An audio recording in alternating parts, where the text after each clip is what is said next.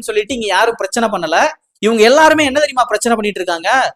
இயக்குனர் ப ரஞ்சித் இருக்காருல்ல, அவரும் விசிகா கட்சியோட தலைவரா இருக்கக்கூடிய தொல் திருமாவளவன் இருக்காருல்ல, இவங்க 2 பேரும் இந்த பிரச்சனைக்கு எதிர்ப்பே தெரிவிக்கல, ஒரு கண்டனம் கூட தெரிவிக்கல. அப்படிங்கிற விஷயத்தை தான் இவங்க ஃபுல்லா சோசியல் மீடியா ஃபுல்லா ஸ்பிளிட் பண்ணிட்டு இருக்காங்களே தவிர, உண்மையாவே அந்த இறந்த பையனுக்கும் அந்த இறந்த பையனை பறி கொடுத்துட்டு நிக்கிறாங்கல்ல அந்த அம்மாவுக்கும் நியாயம் கிடைக்கணும் அப்படின்னு சொல்லிட்டு இவங்க போராடவே இல்லை. இதெல்லாம் பாக்குறப்போ எவ்வளவு கேவலமா இருக்குன்னு பாருங்களேன். உண்மையாவே ப ரஞ்சித் அவர்களும் விசிகா கட்சியோட தலைவராக இருக்கக்கூடிய அண்ணன் தொல் திருமாவளவன் இருவருமே வந்துட்டு இந்த பிரச்சனைக்கு கண்டனம் தெரிவிக்கலையா அப்படின்னு கேட்டீங்கன்னா, நீலம் பண்பாட்டு மையம் சார்பில் ஆல்ரெடி இந்த ஆணவ கொலைக்கு எதிராக கண்டனம் தெரிவிச்சுட்டாங்க. அதுக்கப்புறம் அண்ணன் தொல் திருமாவளவன் அவர்களும் வந்துட்டு இந்த ஆணவ கொலைக்கு எதிராக கண்டனம் தெரிவிச்சிருக்காரு.